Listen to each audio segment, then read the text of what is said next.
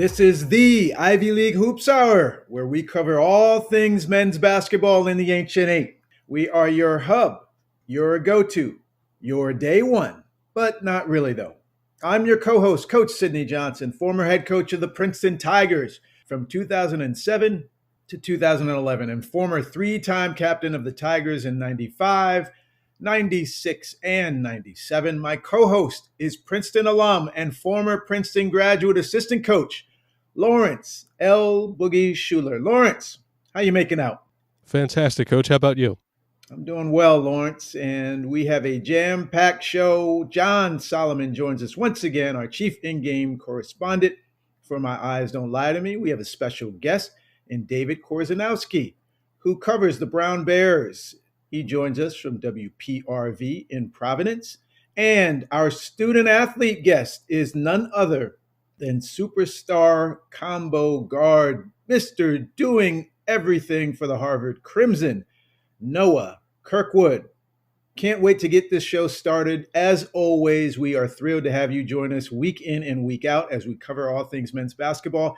Please don't hesitate in terms of reaching out to us at ivyleaguehoopshour@gmail.com. That's how you can contact us. We have a full mailbag, and you guys have been gracious enough to stay connected with us each and every week. We thank you from the bottom of our hearts. Lawrence and I are having a thrill joining you and talking men's basketball in the Ancient Eight. So let's just get to it.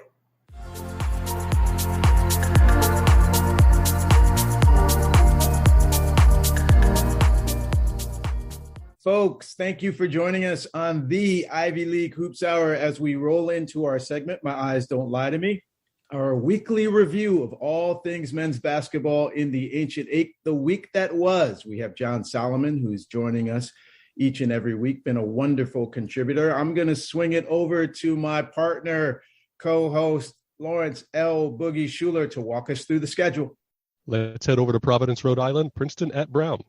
Absolutely. I was up in Providence on Friday evening for a 69-50 Princeton win. During the game, I was sitting with a former Tiger, and at halftime, he said to me, "The problem for Brown isn't the 34, it's the 24. Yes, the Bears trailed by those numbers, but that was after an opening 20 minutes where leading scorer Ethan Wright didn't record a point for Princeton, and the visitors were 5 for 16 from 3 and 1 for 4 from the free throw line. Initially, the contest was hard-fought defensively, but without any whistles. The first stoppage of the night came with 13:44 left in the half, and the Tigers up 7-4. Leading by 6, Princeton extended their lead to a comfortable margin on a left corner 3 for Drew Freiberg. Next time down the floor, the Bears' defense collapsed on Tosan Ebwoman, and he found Freiberg again for a tray. I'm certainly not a basketball coach, but if I was scouting the Tigers, I'd tell one guy to never leave Freiberg's shadow, let him beat you inside the arc. Make it a 4-on-4 game. With Ebwoman out of the paint, Princeton posted Jalen Llewellyn in his place, and he was able to take advantage over Keno Lilly Jr. I noticed the Tigers often lined up with 3 shooters on the far, far left side of the floor, and Tosan and Jalen in an isolation 2-man game on the right with just an incredible amount of space to work with. The freshman Lilly was unexpectedly a defensive liability for Brown. He got repeatedly back-cut on Friday. Not every open man was recognized, but it was noticeable each time it happened. As play resumed, Ryan Langborg scored inside. Wright found Tosan for a dunk, and Llewellyn connected from the corner. Down 10 at halftime, was now down 17 a scant 79 seconds later. I thought the following sequence was indicative of the night overall. Princeton grabbed 3 straight offensive rebounds, and on their 4th shot, Freiberg hit from up top for a demoralizing 3 and another 18-point edge. Scoring points was coming hard for the Bears at 52-32 and 14:05 left. My seatmate commented that Brown might not equal Princeton's total by the final buzzer, and he was right. They would only get to 50 and end the evening down by 19. Princeton was able to rest Tosan the final 9+ minutes. This was significant looking at the weekend on a whole. Tamaneng Cho finished with 18 for Brown on 8 for 15 shooting, but the rest of his team went 12 for 46 combined. That's just 26%. 4 for 10 on free throws continues the bad free throw shooting theme, and it is going to bite the Tigers eventually. Mark my words. We'll talk more about that shortly. Thank goodness Matt Alaco shaved his head, so I no longer confuse him with Ryan Langborg constantly. And speaking of mistaken identities, apologies to the man sitting by us who was disappointed when the person he thought was Coach Kirill was actually my dad. That is hilarious. John, you're foreshadowing a few things, and so we will get to them. I think you have a great call there on Lilly, who I think is a wonderful player in the Ivy League for Brown. He got picked on the following night against Penn, although he had some big shots. We'll talk about that. And it seems like the Tigers have their mojo back. We had David Korzeniowski on our show.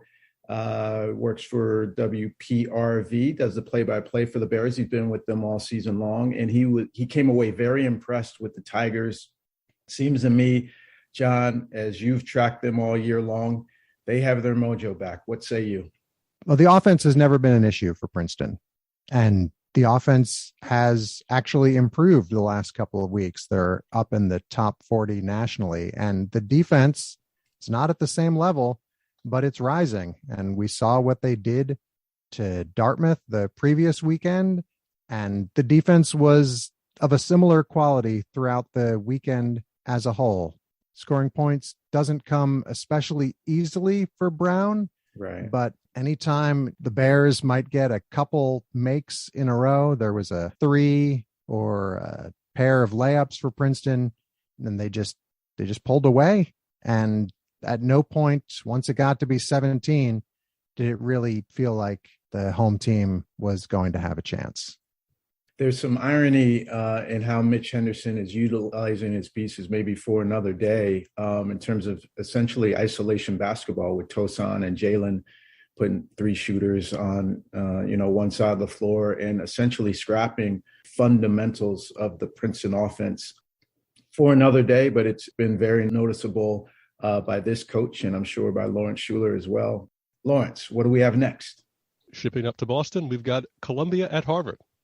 Yeah, my takeaway real quickly, guys, huge weekend for Harvard, huge weekend. And, Columbia continues to be reeling a bit. John, you talked and shared with us offline the effect of a Noah Kirkwood for Harvard versus not having that type of play for Columbia. It's kind of overly simplistic, but, looking at the box score for this game, one team has Noah Kirkwood and the other doesn't. There's nothing real remarkable about the Harvard box, but when you can almost guarantee that a guy is going to get 19 as a baseline, that's going to improve everything else that you're seeing around him. And Columbia doesn't have that consistent scoring option at present. There's some parallels between what we were talking about with the previous game, where once Columbia gets down, unfortunately, there hasn't been a comeback I can really think of all season. I mean, it's been a rough go for them, and they're missing some guys. It's been a slog. Let's shoot over to Hanover, New Hampshire. Cornell at Dartmouth. Yeah, my takeaway, guys, I just felt like Cornell, I definitely picked them to win, and so I stand corrected there. But if you remember, I just said if Cornell gets lured into playing at a slower pace, and a game in the 50s certainly played into the Dartmouth Big Green's hands. Cornell wants to play faster, certainly high 70s, low 80s. And, when I tuned in and watched, it did not look like the up and down style, and credit Dartmouth for getting Cornell into the half court, executing when they needed to, dictating the pace of play. And thus they were able to come out with, I think, an awesome win for the program. They continue to fight. The home crowd was into it, and well done, Coach McLaughlin and the Dartmouth Big Green. Good weekend for Dartmouth. And you could say that for 3/4 of the weekend, Cornell played at their opponent's pace, not the speed they wanted to go at. And I found that really surprising this far into the season. Indeed. And that was going to be the big challenge, and they haven't been able to overcome that. Now, you have to rebound. You have to rebound and close out your defensive possessions in order to get out, to fly down. You're definitely going to want to run on your opponent's made baskets as well to just kind of accelerate things, but you got to get stops. And if a team, they play deliberately, which Dartmouth did in the half court before they take the shot, you're already using clock. And then if you're able to get offensive rebounds and just kind of slow the Big Red down. So they've, Coach O's got some work to do because that 4 spot seemed to be really in their possession. And now he's certainly got a few teams to worry about. And rounding out the Friday slate, Penn at Yale. Penn at Yale, well, Jalen Gabidon had a statement game. And, I know he had a career high 32 points. He had a layup that was truly unbelievable, drove right along the baseline, took off well before the basket, and then looped it into his left hand and kissed it off the glass. Huge play. And gosh, I don't know. They just took care of what they needed to do. I have to call out the kid Slackert for Penn. He's got an incredibly bright future, and we'll get to what he did on Saturday. But he is playing his first year of Division I basketball as a sophomore in the Ivy League, and he looks like a natural-born scorer, and he's like cool as they come. He really likes to take big shots and is excelled for Penn in big moments. The story of the game for me was Dingle not scoring a single field goal in the last 6 minutes of the game, guys. Teams that score in the 50s have a hard time winning basketball games if their half-court defense isn't elite, like, say, a Virginia. And, I just think, if you want to get it into a grind out game, that's fine. But Penn and Yale don't seem to subscribe to that necessarily, although Yale is rooted in their defense for sure. But this was a high scoring affair. And I just thought they missed Dingle down the stretch. He had some free throws, but wasn't able to come through with a field goal. Azar Swain did enough. The inside presence of Yale continues to grow and grow and grow. With their forwards and with Nolan, who they continue to post, and then just the driving ability. But the man of the moment that night was certainly Gabidon. Yeah, Dingle was 4 for 20 from the field, 1 for 10 from 3. He got to double figures, but it wasn't easy. Yale, the game was back and forth. I mean, they were down at one point, but it seemed like they stuck to the plan, and they drove the ball. They dropped it off down to the dunker, and, I mean, those forwards really, they carried their weight. I don't know if we would call this a tortoise and the hare game, but they kept grinding, and in the end, they spread it out. I think the distinct difference, as we talked about Cornell, and again, not to pick on them or anything, but Yale plays the way they want to play every single Ivy League game. Whether it's going to be good enough to win a championship, we'll have to wait and see. I'm going to say no. I'm going to say that Princeton's style and their talent and the isolation ball for key baskets is something that's going to prove to be really effective for Mitch Henderson down the stretch. That's my humble opinion. But regardless, Yale isn't getting beat because they're all of a sudden playing the style you want to play. They're going to stay with what they do, and they've been able to do that a good amount. And so you got to credit them. And that's something that goes to coaching, and it goes to identity and buy-in from the players. Well done to them. There is absolutely no question they have a shot at this championship. And so we'll wait to see how it plays out.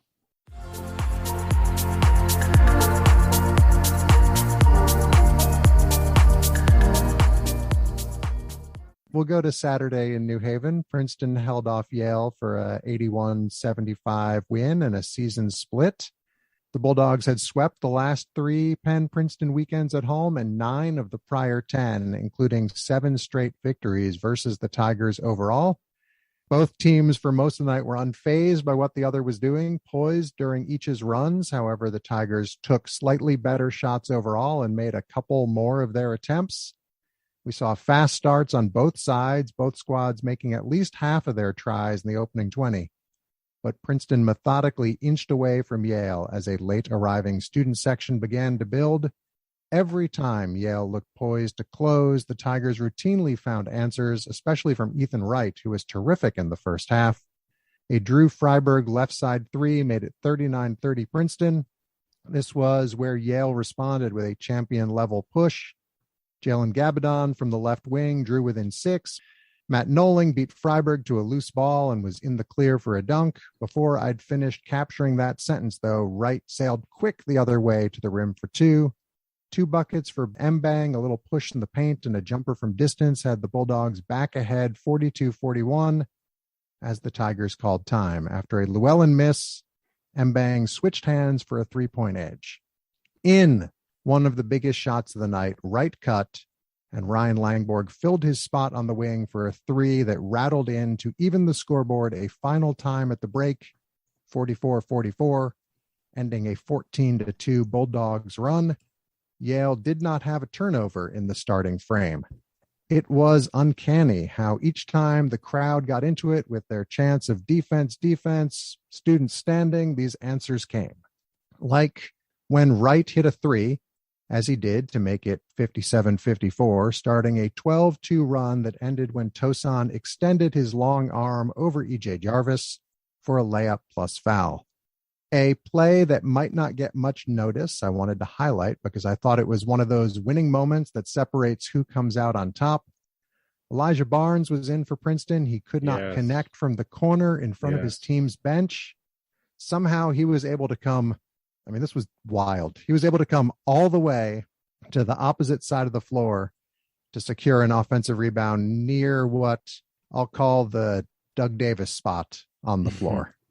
Possession stayed with Princeton. Matt Alaco rewarded and opened Barnes for a layup plus foul. Huge play, John. Well done. Yeah, it was wild. He came out of nowhere. Yeah. Yale was still trailing by double digits with 5:30 left. They had one final run in them. Gabadon hit outside for a 72-68 score. Wright went right off glass, extending back to 6. Azar Swain made a pair at the line.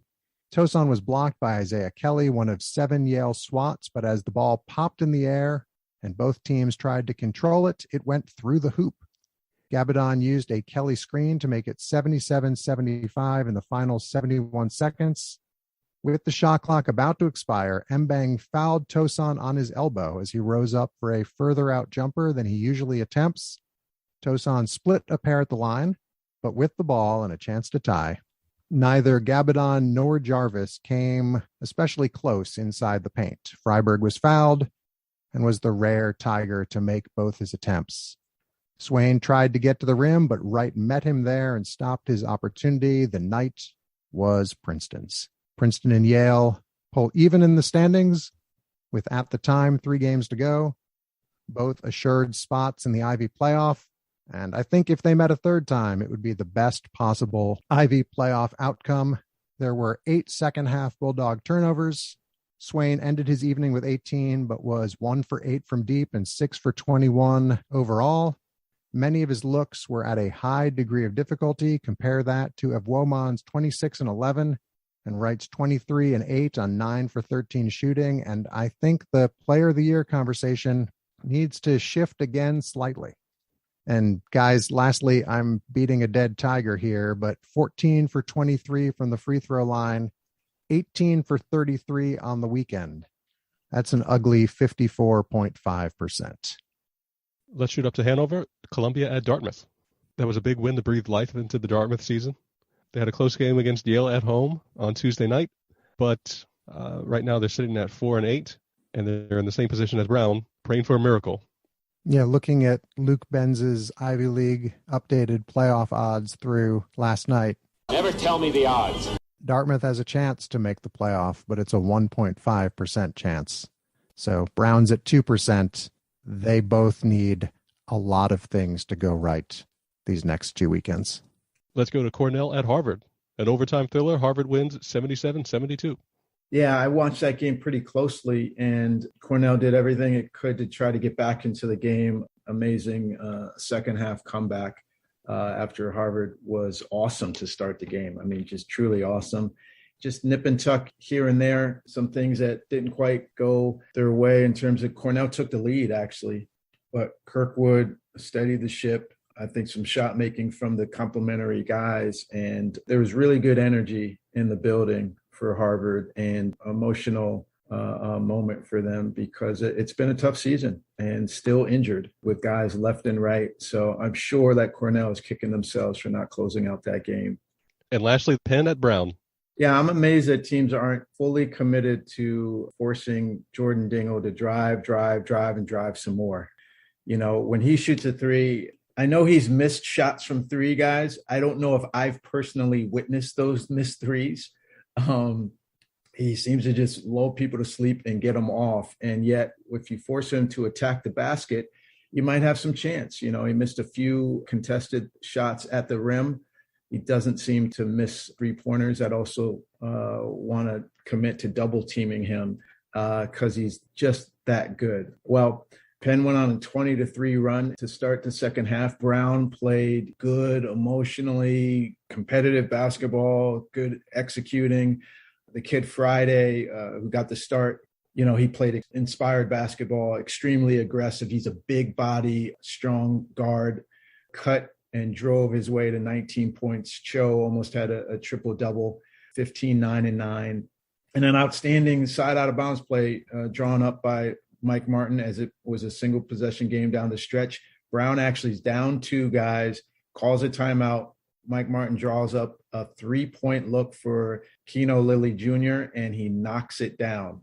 He put the ball in Cho's hands. I thought there was going to be an isolation drive. No. Gainey screens for Lilly, hit Lilly, and he buries it with roughly about 5 seconds left.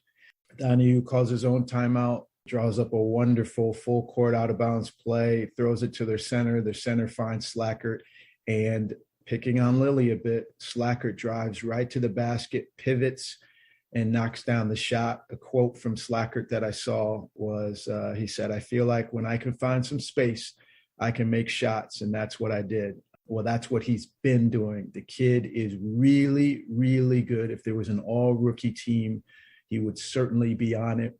I think Lilly Jr. will win Rookie of the Year, but this kid Slackert, being a rookie first year, is really, really good. And Penn gets a huge win. Heartbreaking loss for Brown, and so it is. The Penn Quakers have cemented themselves as a true contender for the Ivy League championship. Their home form has carried over to their road form, and well done, Steve Donahue and staff. Very impressed by the zip on those passes on the final play for Penn.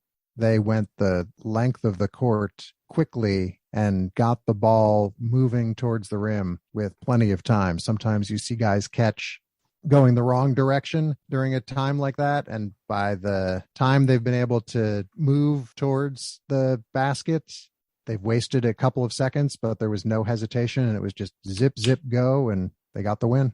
Big time performance. What a weekend. Still kind of recovering from it, and can't wait for the follow-up, I guess, round 2, as these games get bigger and bigger as we go. John Solomon, thank you a ton for being our chief in-game correspondent, covering the Tigers, but so much more as we bring you all things men's basketball in the Ancient Eight. We are thrilled to have you all sitting in on our conversation, and make sure you join the conversation. We're getting your emails, folks, and we're working them into the show, right into us at ivyleaguehoopshour@gmail.com. On behalf of Lawrence and John, we thank you for joining us on this segment. My eyes don't lie to me.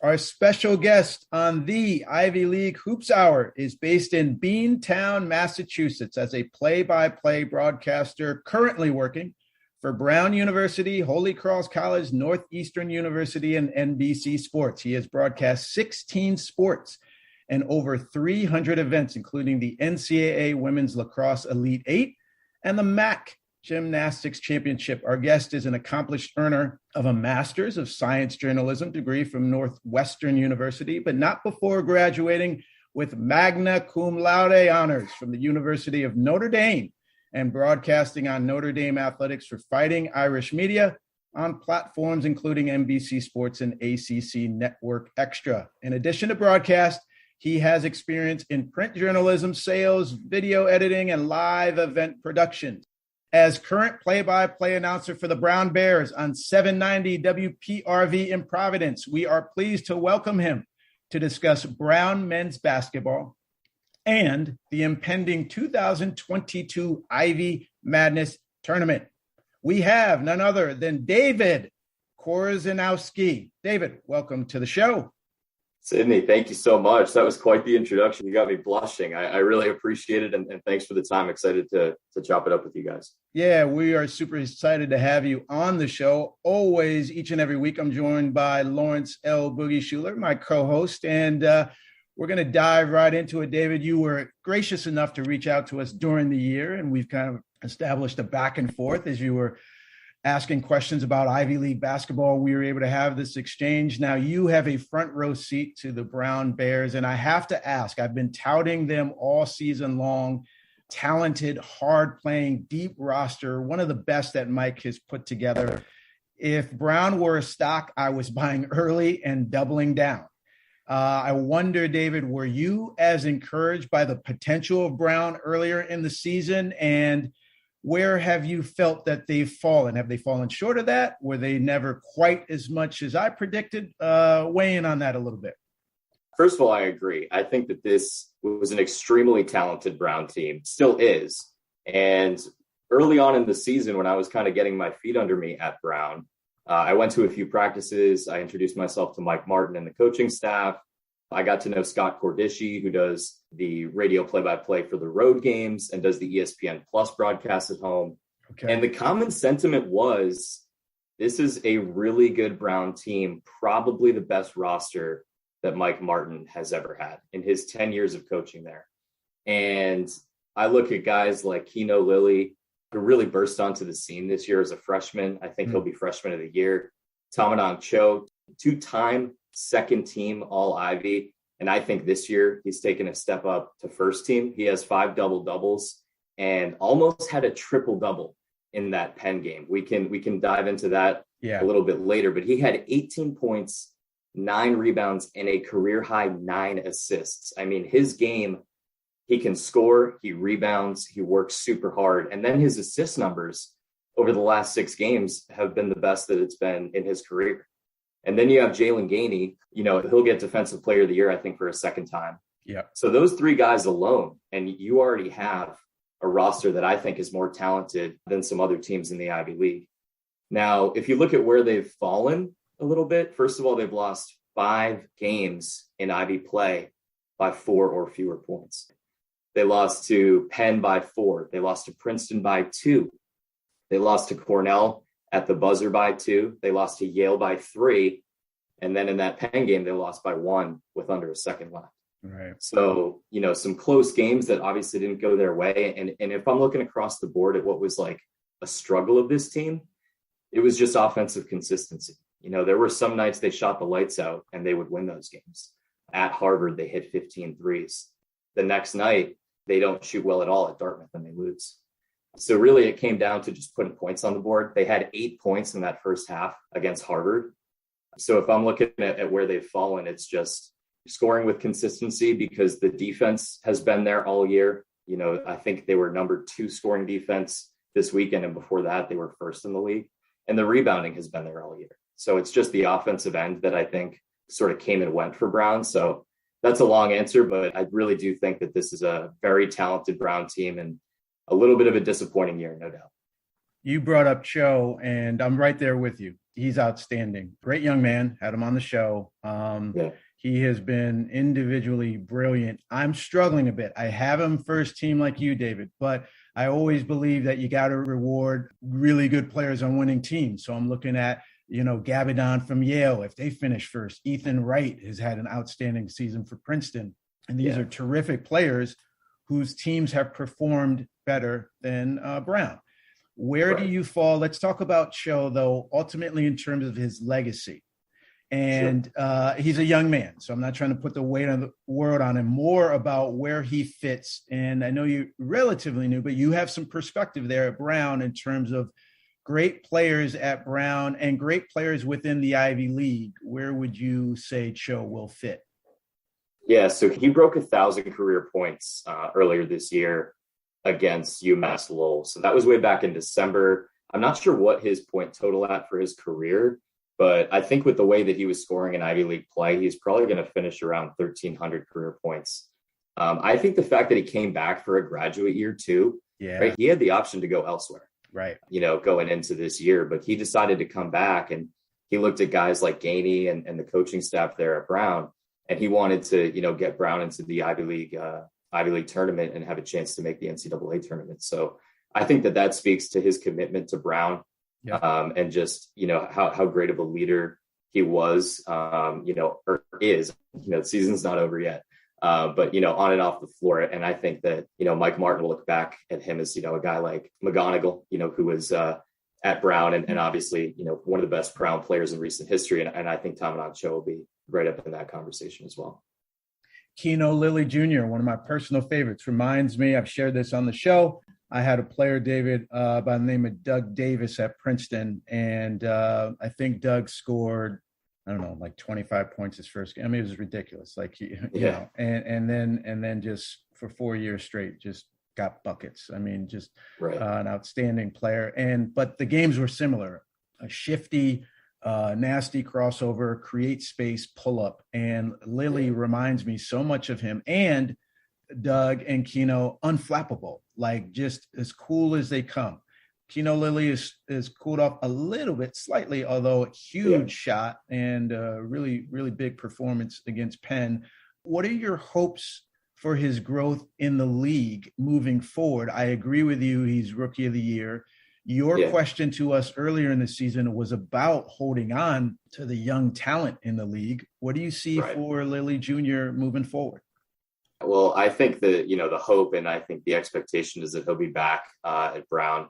No reason to think otherwise. And he's a guy who I think the ceiling is sky high for this kid. Because beginning of the year, I think he really put us all on notice with a game against Central Connecticut State where he came in off the bench. He played 30 minutes and he hit 4 straight threes. And it was part of this huge run for Brown. And everyone's like, oh my gosh, like this kid can shoot the lights out.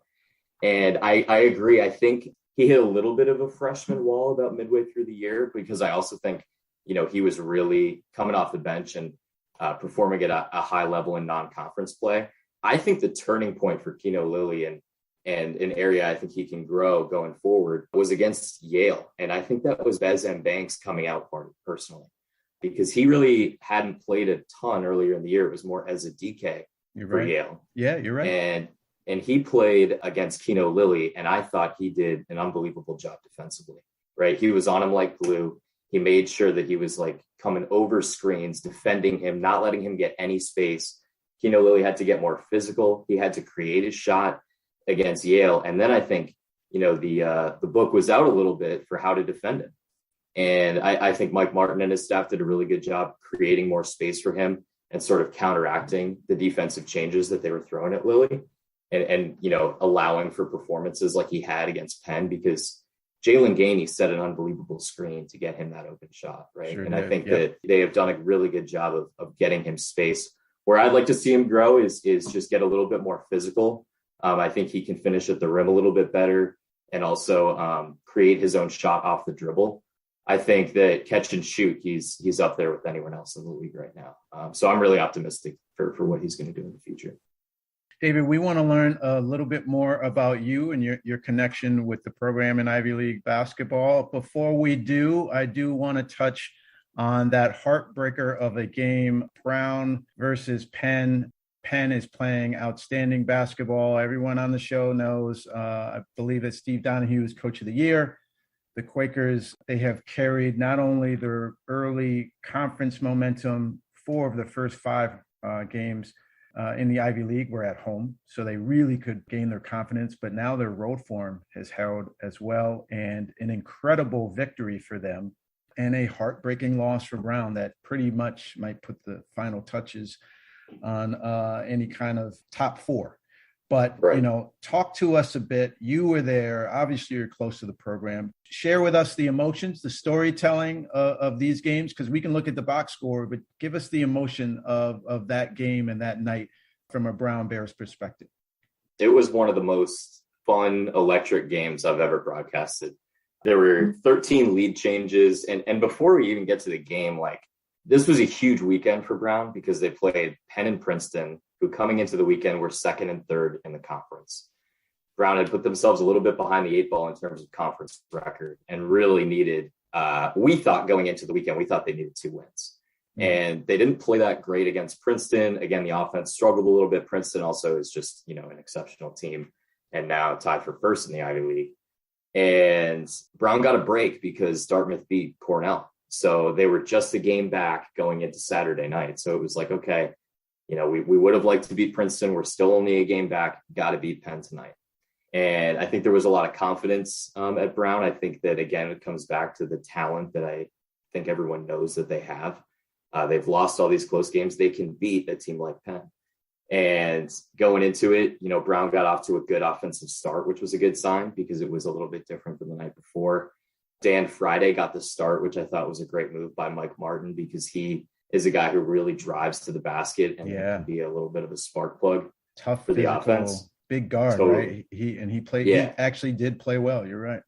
He had a great game. 19 points for Friday, which was massive. And what stood out to me was Brown literally leaving it all on the floor, right? You hear that, but like Kimo Ferrari came in off the bench. He went up for a ball on the baseline and came down and really sprained his ankle hard. And he actually got called for a foul on the play, believe it or not. And he could barely put any weight on his leg. And I thought he wasn't going to come back the rest of the game. Paxton Wojcik also suffered a concussion. He didn't play the second half. Jalen Gainey, coach never gave me confirmation of this, but like he was not 100%. He got checked out by the trainer on Friday night and played all of Saturday.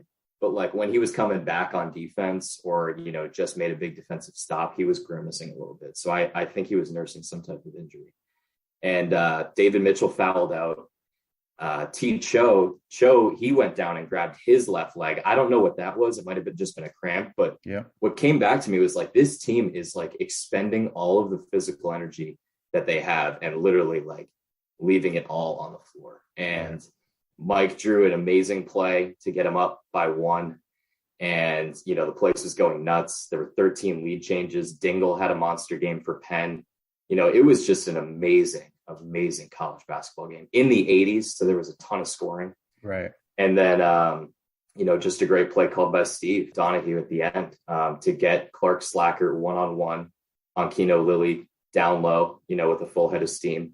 He got all the way up the floor and converted at the buzzer. So it was heartbreaking. I was kind of somber in my post game. And when Mike came in to talk to the media, you could tell that he had been crying and that he was just devastated. So the emotion there was a lot. And we definitely felt for the team because, again, we know how talented they are. And then they fell to 4-8 in heartbreaking fashion. But it was, an incredible environment. And I think reminds us all like why this is such a great sport and such a great league. I appreciate you helping our listeners and refreshing for me. People don't care when you lose. You know what I mean? They don't appreciate the sacrifice, the emotion, the heart and soul that you're giving when you lose. And I saw literally everything you said, David, because I watched the game, I saw as well. And I applaud you for shining a light on that because their effort is worthy of giving a thumbs up as well. They just what you said, they gave everything that they could. And just we'd be talking about one of the great wins in Brown history. If they had pulled it off, let's at least say that that's one of the great efforts, that they had. And even I'll say a bit of a risk there. Mike Martin drew up, they were only down 2. They could have easily gone for a tie, right? And then used overtime. He goes for the big time shot for his freshman, which is absolutely amazing, showing the confidence there. And the kid knocks it down. And then, Donahue just does him one more. I thought that it was, pretty astute on his part to attack Lilly. That's not the best part of his game. And Slackert's going to have, you talk about a promising young player. I think Slackert is a revelation. I totally agree. Yeah, he's outstanding. But thank you for sharing those moments. It was something special. And now Brown has to pick themselves up off the mat and finish strong. I think they will. As we segue off the court and closer to the sidelines, I want to bring my co-host Lawrence L. Boogie Schuler into this, and we want to learn a little bit more about you, David. Lawrence, what do you have for us? Well, David, I've listened to your reel. You're an incredible vocal talent. Thank you. Can we put you on the spot? Can we ask you? Let's do a promo for Ivy Madness. Give us a pitch. Give us a pitch for Ivy Madness. What do you got? All right. Let's see.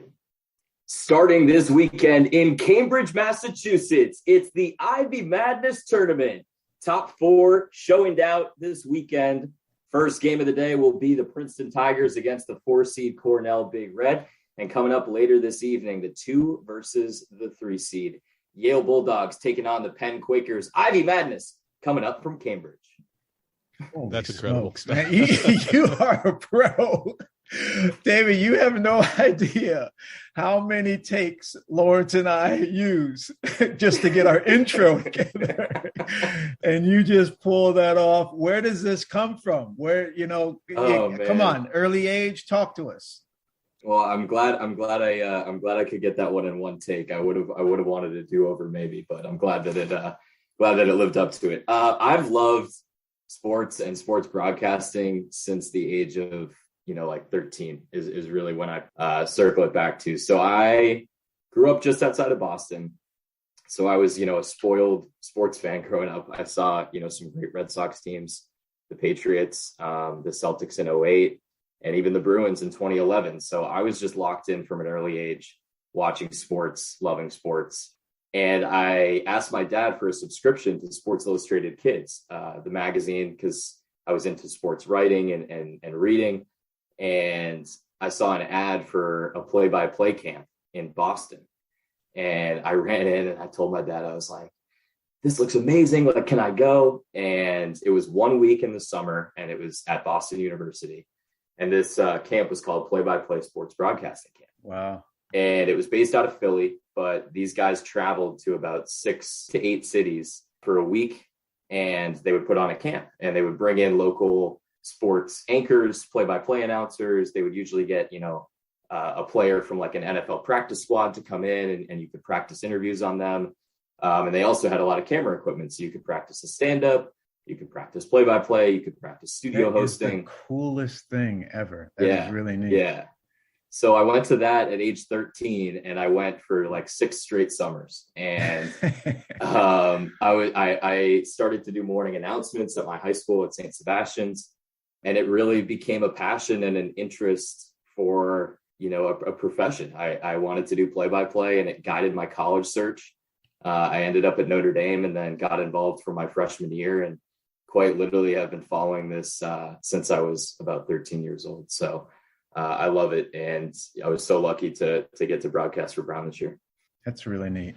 This question's slightly unfair, but who goes up on the Mount Rushmore for play-by-play broadcasters for you?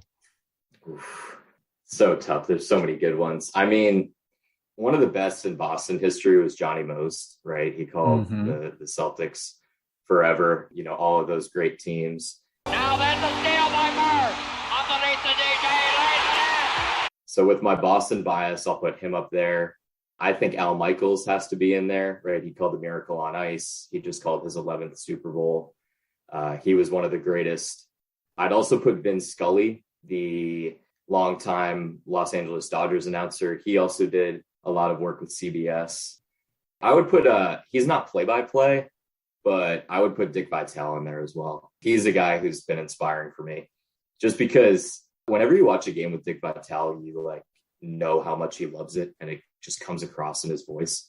And that's, I think that the emotion that broadcasters should try to convey when they're on the air. You should get the viewers to be excited. You should love what you're doing. So for that reason, Dick Vitale is probably in there as well. Those would be a quick top 4. David, a real quick follow-up. As soon as you said Dick Vitale, I knew exactly where you were going with that. I think we all understand why he's really good at his job. For someone like me who does some broadcasting myself, but certainly not have the experience you have, a Johnny Most, a Vin Scully, explain to what is the criteria you're using? Why are they so good at their jobs? A few things that I try to look for and observe whenever I'm watching a game is what vocabulary is the broadcaster using? I think Doc Emmerich was the best at that. And it's a little bit different for like radio and TV. Radio, you have to be a lot more descriptive. TV, you don't have to call out every pass, right? Because the viewers can see. So I would say like vocabulary, emotion, like how you convey the big calls, like how you come across in the big moment. And then I'm also looking for like how you are working with your broadcast partner, right? There's nothing worse than watching a game where the two are stomping all over each other and there's no chemistry, right? You have to be able to work well with your color analyst and develop some chemistry there. So those are just a few things that I kind of look for when I'm like looking for strengths and things that I'm trying to learn from some of the best professional broadcasters, in my opinion. Got it. Thank you. Just in terms of anything that we talked about, Brown basketball, Ivy League basketball, anything that jumps out that you want to talk about? Yeah, I'm curious what you guys think, where the Ivy League stacks up now. I'm sure you're getting to it in the rest of your show, but I thought this past weekend, I know that Yale had a great start, and I know that I might be pandering here to a couple Princeton guys, but I saw Princeton on Friday, and I think that they are the best team in the league. I think that Tosan, right, he didn't even have a great night against Brown. He had 9 points, I think 8 rebounds and 5 assists. And that's like that's a great game for a lot of other players. Right. And he didn't even have to do that much for Princeton to win by 19. I thought Llewellyn looked great. They have a lot of really good shooters. Even Alako on defense, I thought was great. So I'm curious where you think Princeton stands, and say if Princeton wins the Ivy tournament, what seed do you think they would get? Because I think that they probably have the best resume from an Ivy League perspective. Would you agree? I do, but in saying that, I don't think it's an impressive one. So I think they have the best resume. They've beaten South Carolina. They beat Oregon State. They came just short of dealing with Hofstra, who is a favorite but doesn't have a lock on the CAA. Right.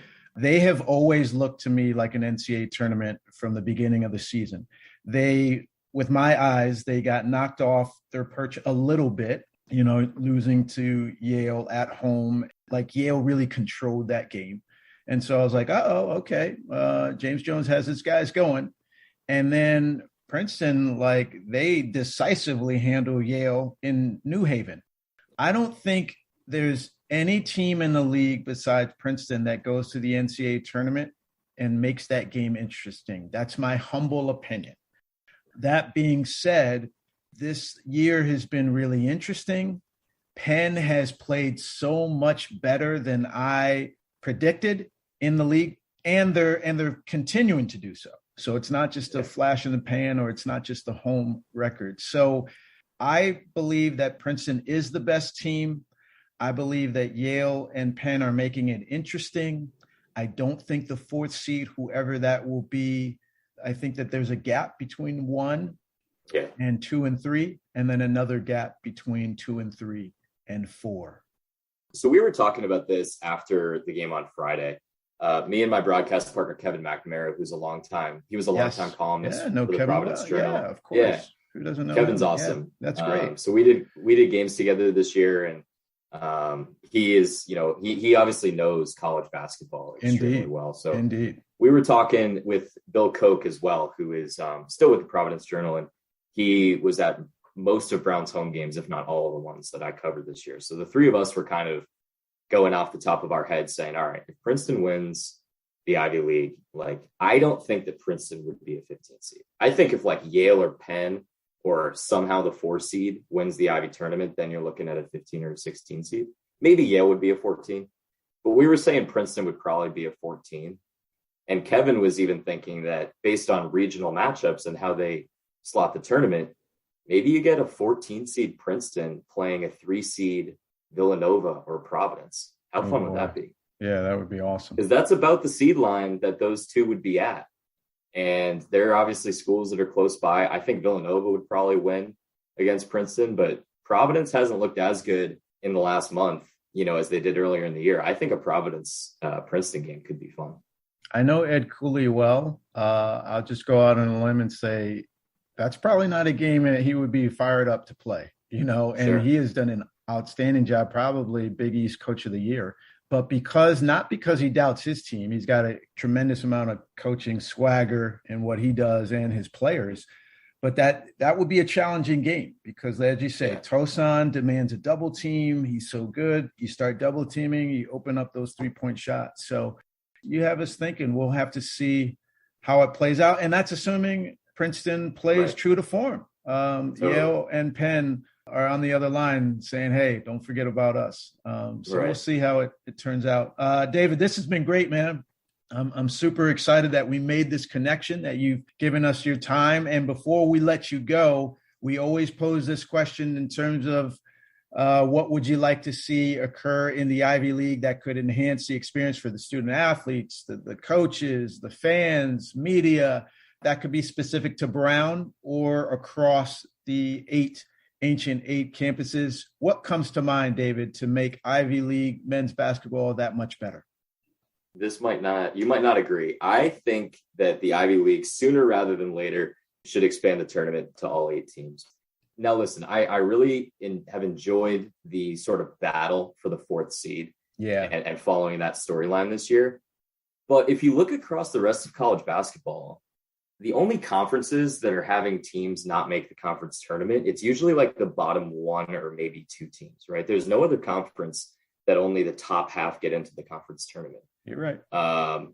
And as far as like, it adds more games to the schedule, the Ivy League already plays, a shorter conference schedule. It's only 14 games. So you'd only be adding 1 game to the conference tournament. And look at the matchups that you'd get right now, right? You'd get Princeton against Columbia. Columbia is the only team that's really struggled in Ivy League play. So that matchup, I don't think Princeton would hate another game to get their postseason, form going.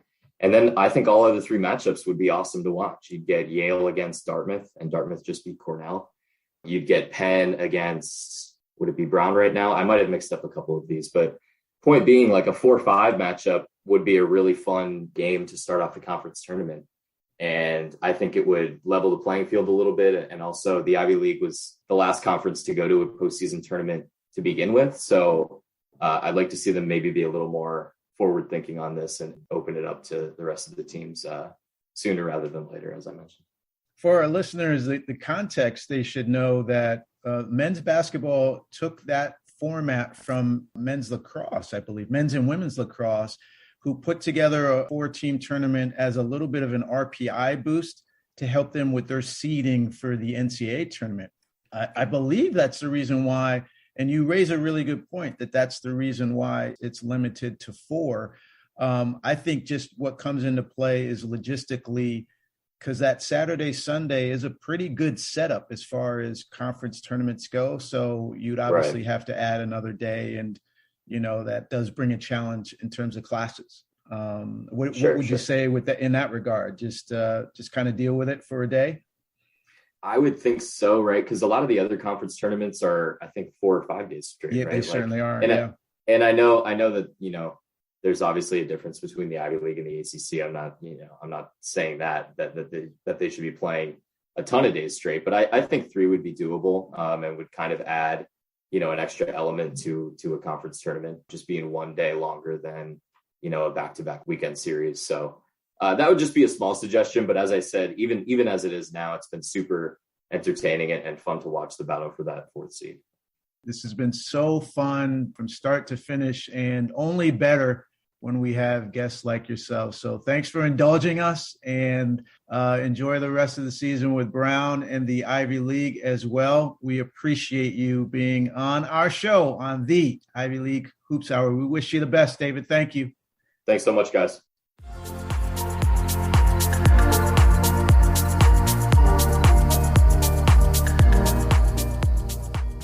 Our next guest burst onto the scene in 2018-19, earning a program record 7 Ivy League Rookie of the Week honors as a first-year player for the Harvard Crimson. He was a runaway choice for Ivy League Rookie of the Year, assisting Tommy Amaker's squad on their march towards a second straight Ivy League regular season championship as the team's second leading scorer. Countless highlights have followed, including first-team All-Ivy honors in just his second year in the Ancient Eight, and preseason first-team All-Ivy recognition for the 21-22 campaign. My personal lock as a first-team All-Ivy selection this year, with league averages of 20 points per game, 5.5 rebounds, 3 assists, and 1.3 steals per game, each of which place him among the top 10 in the league in those respective categories. We have the Harvard Crimson's Mr. Everything and proud Ottawa native, Noah Kirkwood. Noah, welcome to the show. Thanks so much for having me. Thank you. Awesome to have you. I know we're catching you in between classes. So my co-host and I, Lawrence L. Boogie Schuler, we're going to jump right into this. Noah, first, give me a description of the experience you had attending Northfield Mount Hermon. What is special about being a student athlete at NMH and playing for a legendary coach like John Carroll? Well, my experience was awesome. I got really fortunate to play with the team I had and obviously the coaching staff I had as well. I want to say I think the best part about it was just the people. I mean, going to a different school for 1 year, having the role I kind of had on that team, it was big for me to have the teammates that accepted me the way they did because the ball is put in my hands. And for someone that just got there, for instead of guys who were there for 4 years, 3 years, 2 years, and the expectations they had for themselves, they really were accepting of me and made me feel confident about my game. And I think JC is so legendary because he's such a player's coach and he lets guys play through mistakes and really lets them play. And I think having that growth playing away from home and also playing at a high level every game and allowing that growth for me every game was what really catapulted my skill set. John Carroll, for our listeners, they should know he's the head coach at Northfield Mount Hermon, a former standout in his own career at Assumption College. He's led NMH, the program, to 4 NEPSEC championships since 2012, a national prep championship in 2013, and developed over 70 Division I players, a ton of which have played in the Ivy League. No, I was in the gym at Northfield Mount Hermon doing some recruiting. I was sitting alongside Sean Miller from Arizona. He taps me on the shoulder, points at you and says, he's going to be a good one. At the same time, Buzz Williams and his entire staff walk into the gym to do a school visit with you. You had plenty of options as a top recruit, big gyms, big budgets, all that bells and whistles. What was the draw towards playing for Coach Amaker, for attending Harvard, and kind of shying away from all that fancy stuff and having one of the best educations, this experience that you have right now? What was that kind of tug, push, and pull? I mean, throughout the recruitment process, it definitely was tough making those kind of decisions because you see all the other things about more basketball-oriented programs, and then you have schools like Harvard and other Ivy League schools who bring kind of the best of both worlds. And for me and my parents, the kind of the decision-making process was what's going to be the best life decision for me. I think Harvard speaks for itself academically, but not only that, in terms of basketball as well, I thought right away I'd have an opportunity to make an impact on the team as opposed to other programs who may not have let me kind of play my game right away and kind of have me play a certain role for the team. And then as the years go on and trust builds up, I get to do more things. But the other things, I was forming a relationship with Coach Amaker since I was in grade 8 or 9 because of Corey Johnson, who was there, also an Ottawa native, and his parents had spoken about me to Coach Amaker, and I kind of built that relationship early on, which I knew I was going to go into a place where he knew exactly how I played, who I was, and how to properly coach me when things didn't go well. Well, you have flourished and blossomed under Coach Amaker's system, and it's great to hear that that relationship started so early. One challenge that you faced and all the student athletes faced last year was COVID. And I was doing some reading of the Harvard Crimson, the student newspaper there, did a couple quotes. They talk about you and the fact that you were back home the entire time and you were, quote, fully removed from basketball. I think those were your words. You also were quoted as saying, what I miss is the team meals and the chats in the locker room before practice. It's the bus rides and seeing the fans. The stuff that I missed the most, especially being back home, is not being able to see my closest friends. Talk to us about, that was a unique experience. Basketball means so much to us. Talk to us about that year and especially a bit of your isolation and the things that Coach Amaker and the team did to make sure you stayed connected. The whole experience was tough because when we left, essentially we had thought that every school was going to still have the tournament and just the Ivy League wasn't. So I had a lot of pent-up emotions going back home in March of 2020. And essentially, when I was at home back in Canada, the restrictions were very, very tight there. And my dad has diabetes, and at the time, and still now, is extremely susceptible to COVID if he were to get it. So my whole mindset was making sure I didn't do anything I could control to put him in a position of vulnerability. So when I said I didn't play basketball, I did not play for essentially a whole year and a bit. Wow. Just to stay at home. I would shoot on my driveway with my brother and stuff, but there was no training. I didn't get to step on the hardwood floor until I got back to Harvard. So I was really pushed back in terms of my skill set and stuff and where my body was and everything. But the toughest part was probably more or less just watching my boys play. I know I said too, playing with my friends and stuff or playing with my teammates, but watching all my friends from NMH and other guys I play with back home play at the NCAA level while I'm on my couch, that wasn't easy. And the coaching staff did a great job of having Zoom calls and checking in with us periodically of how we're doing. And they always were trying to get me back on campus to train because some of our players were able to that lived in the States. But just because of the Canadian regulations, it wasn't going to work. But I've always been happy with how the coaching staff treated that period of time because they knew how tough it was for all of us. And I think especially me, because I was one of the select few on our team that just had no access to a gym. So when they heard about that, they made sure I kind of ahead of time was all set for the summer program so I could come over the summer and train and get back to where I am now. Yeah, well, you've gotten back and then some. I want you to finish this sentence, Noah, because again, your standout play has been amazing, fun for me to watch. I know for our listeners. Finish this sentence. Going from Ottawa, Canada, to being a student athlete at Harvard, to playing in the NBA would mean blank to me. Finish that blank. Everything.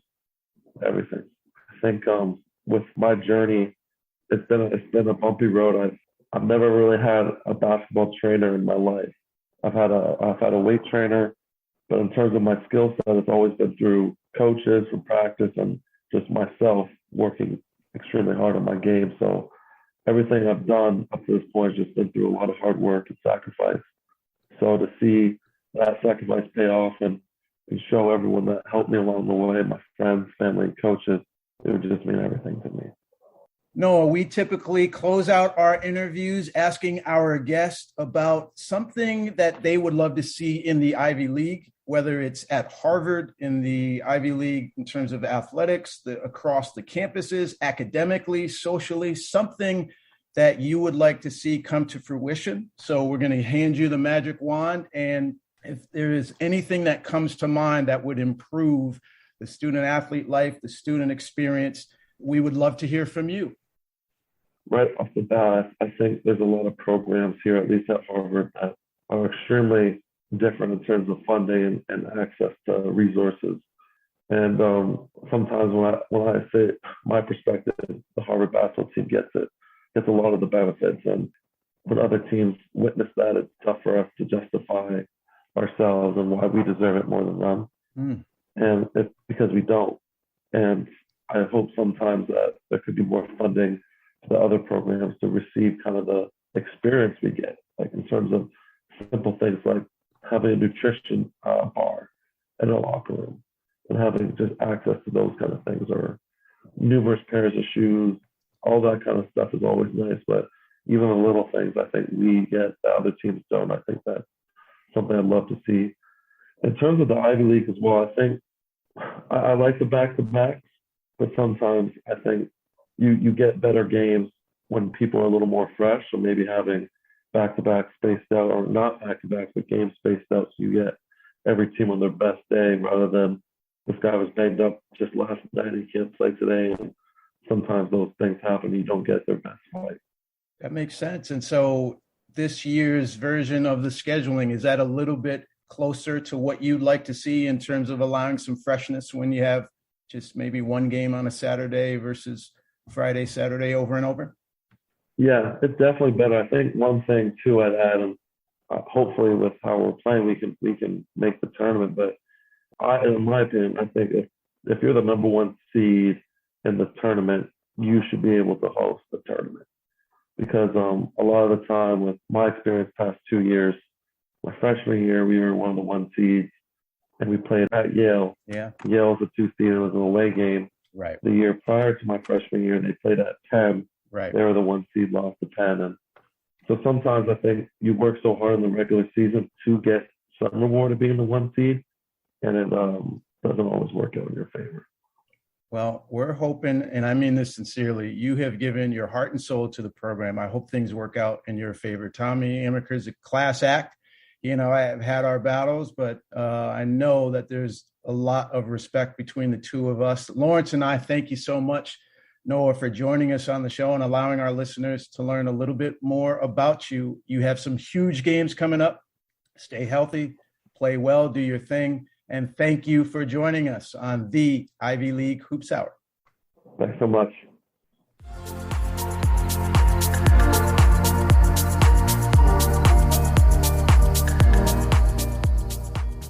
Lawrence, it's now time to dive into our mailbag, a pretty stacked and full one. Actually, won't have enough time to cover every single response, as we heard from a few of you, more than a few of you. So we will be sure to include some of your outreaches in next week's show. We're going to start off with just a couple of nice comments from our listeners, and I'll start out with Greg Frame, standout guard for the Dartmouth Big Green, a captain for them, outstanding player, gave me fits when I was a young player at Princeton, and gave fits to a whole lot of other players as he played very well and great basketball, one of the all-timers at Dartmouth. And so he writes to us, quote, "Coach and Boogie, continued great stuff. I love the Vince Curran interview. He was a tank to play against. The Saturday officials' comment was spot on. Friday nights was always a time where we got a great whistle, but there were a few games in other conferences going on, and so it wasn't, that much of a challenge. Then Saturday, you always got a shakier whistle because you were competing against every other league for officials, and the increased pay rate could positively influence that." Well said, Greg. Greg continues, "Shout out to the Big Green with a sweep over the seas." Your skeptical comments from one of the first podcasts about Cornell's pace of play and whether it is sustainable is certainly omniscient. While you both are understandably Princeton family leaning, he knows Lawrence and I very well, I have appreciated your critical analysis of all programs, even a Princeton family program like Cornell. Keep up the good work. If Dartmouth can somehow shock the world with a win over Yale Tuesday, this race for the 4th spot gets crazy tight. Greg, great to hear from you, and you are spot on. If Dartmouth shocks the world, boy, do we have something. We'll have to wait and see, but thanks a ton for taking the time to write to us. Lawrence. Our next email comes from Kevin Whitaker, who writes, "Vince's comment on adding Army and Navy has some historical precedent. Army and Navy competed for Ivy championships in baseball and track through the early 1990s, and the Ivy reportedly considered adding them as full members in the early 80s. Well spotted, Kevin, and it's worth noting that the Ivy League schools that play hockey play in the ECAC, which includes, among others, Quinnipiac, Clarkson, and Union College. My feeling, though, is that if we go down the road of expansion, then we've really gone down the rabbit hole. I'm a traditionalist, and I say bring back the 14-game tournament. 7 weekends over 6 weeks, with a travel partner game sprinkled in.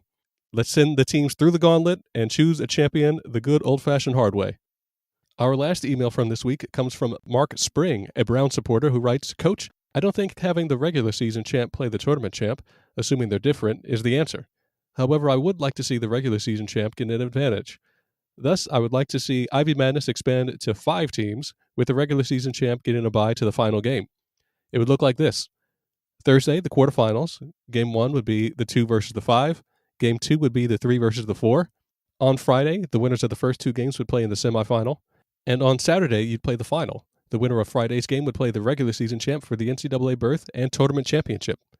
This means the tournament champ is either the regular season champion, most likely, or a team that wins 3 straight games against the top teams in the league. It also means you add 1 more day and 1 more team in the tournament, but only 1 more game. It gives the number 1 seed a nice advantage, as it can wait and play a team that has just had 2 brutal games the 2 days before."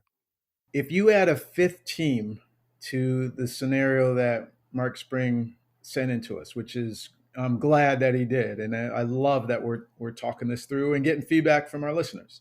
In my view, if you add a fifth team, what I posed to you and John and for folks paying attention to Ivy League men's basketball is to have a regular season champ and give them the NCAA berth. But, oh, by the way, we have this 4-team mini tournament to decide the berth. And if there's any difference between the regular season champ and whoever won that 4-team tournament, that would include the number 1 seed, play a 1-game playoff to decide the berth. And why I pose that is because then I think the winner of that game is truly the best team, the best representative of a single bid league, which is what the Ivy is.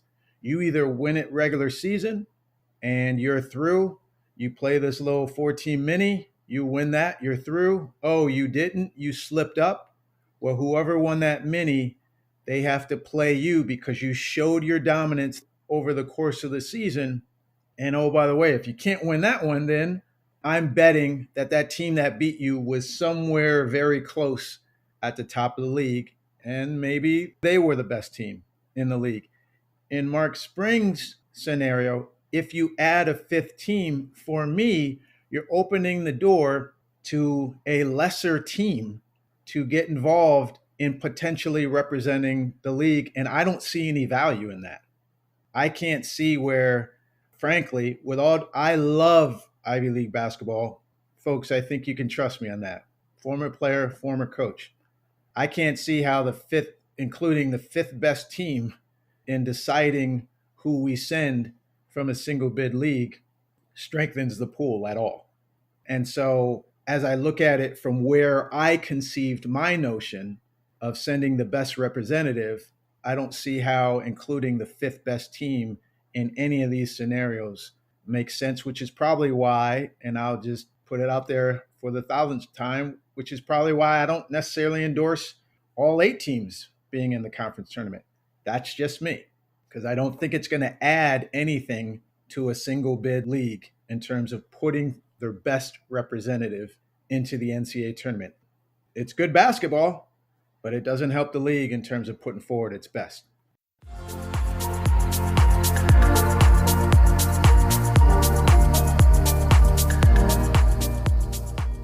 And now it's time for our non-Ivy League nod. Coach, who have you got this week? I'm fired up for this one, Boogie. I want to acknowledge Karl Anthony Towns. He won the NBA three-point shooting contest this past weekend in Cleveland, Ohio. Towns was a former Wildcat coached by John Calipari, primarily as a 6'11" interior player who made only 2 threes in his lone year of college basketball under Calipari. Well, in the NBA, Lawrence Towns has shown off his full range of skills, highlighted by his career averages of 23 points, 12 rebounds, 3 assists, and 40% three-point career average, and 739 made three-pointers. How about that? Towns has had a tough time, folks. He lost his mother and 7 other family members due to COVID complications. Unbelievable story. Incredible amount of pain and hurt I know that Towns and his father are dealing with. And so I hope, just for a few moments this past weekend, Karl Anthony Towns can smile briefly in regards to his personal accomplishments and know that his family is certainly looking down on him with pride and joy. Congratulations, Karl Anthony Towns. And now it's time to spread some love around the Ivy League. Coach, what are you hearing out there?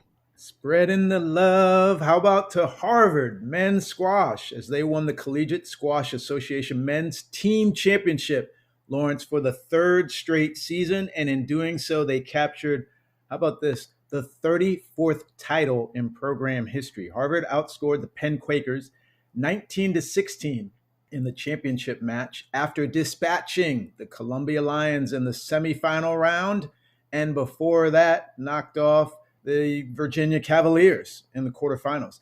Harvard avenged a regular season loss to Columbia that snapped the Crimson 38-match winning streak. Congratulations to head coach Mike Way and the Harvard Crimson men's squash team.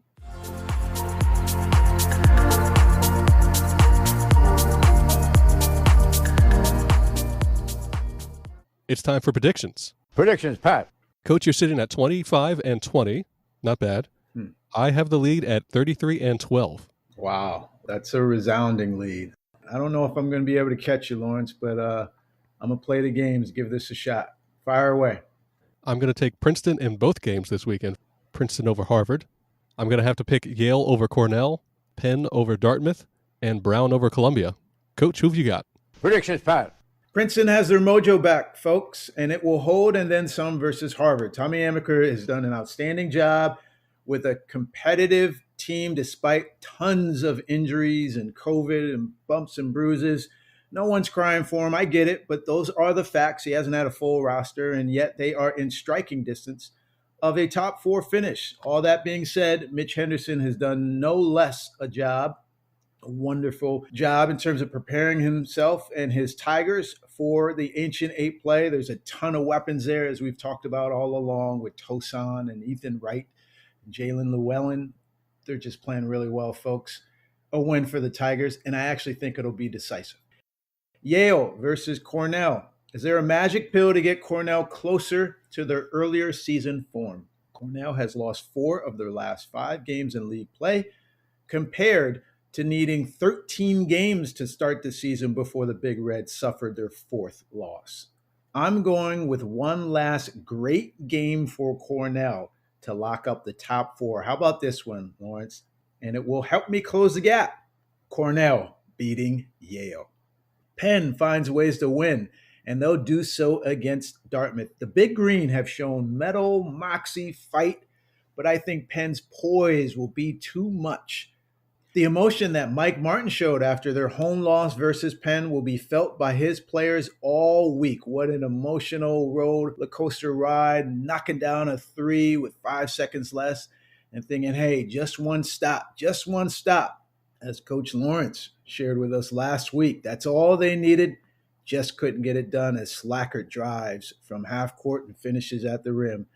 Oh, a heartbreaker. I think the players will respond to that moment and the emotion that their coach showed. They'll respond with a decisive win over a struggling Columbia Lions team. Brown beats Columbia. And then Princeton, a second time through. I think they'll beat Harvard. There's no answer for the Crimson in terms of dealing with Tosan Owoma. He is that much to deal with. Harvard, I think, will try to guard him one-on-one. That won't work. They'll have to dig down, outright double. That won't work either. I just think he's either going to be able to split double teams. He'll either try to put him on an island and have him one-on-one.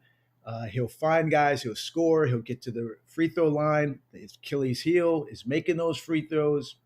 But again, there's just so many answers on that Tiger roster. And I think they're kind of getting back, a loss to Yale going back a few weeks. I think that kind of rattled their cage a little bit. And it seems like the Tigers are rallying for a championship run. They'll beat Harvard again.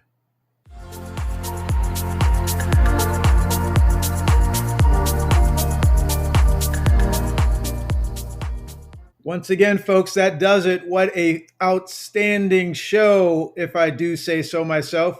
How can I say that? Because we have you each and every step along the way with us, and John Solomon and Lawrence Schuler. We're having a ball here, folks.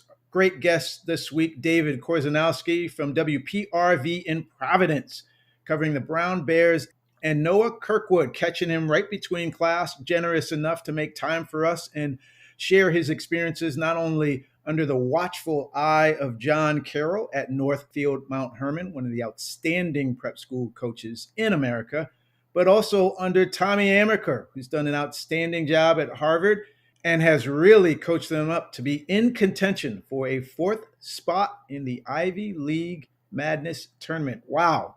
Well done, Kirkwood, Amaker. Thank you all for joining us each and every week. And you know how to reach us. Ivy League Hoops Hour at gmail.com. We promise, folks, and we have kept our promise. Every single email that's come into us, we found a way to work them into the show, whether it's about guests or topics or responses to various things that myself, John, and Lawrence are bouncing around, or obviously our guests who have elevated this conversation. Please reach out to us. Don't hesitate. You can catch us on YouTube as well, the Ivy League Hoops Hour. Twitter, I'm putting content and previewing our next guest. This season has gone so fast, only a few weeks left.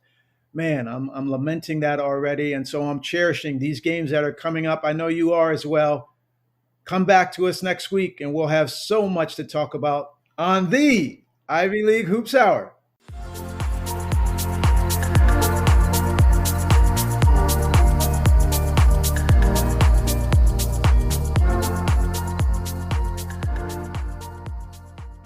Johnny? Hard. Greer's putting the ball in a play. He gets it out deep, and Havlicek steals it. Over to Stan Jones. Havlicek stole the ball. It's all over. It's all over. Johnny Havlicek is being mobbed by the fans. It's all over. Johnny Havlicek stole the ball.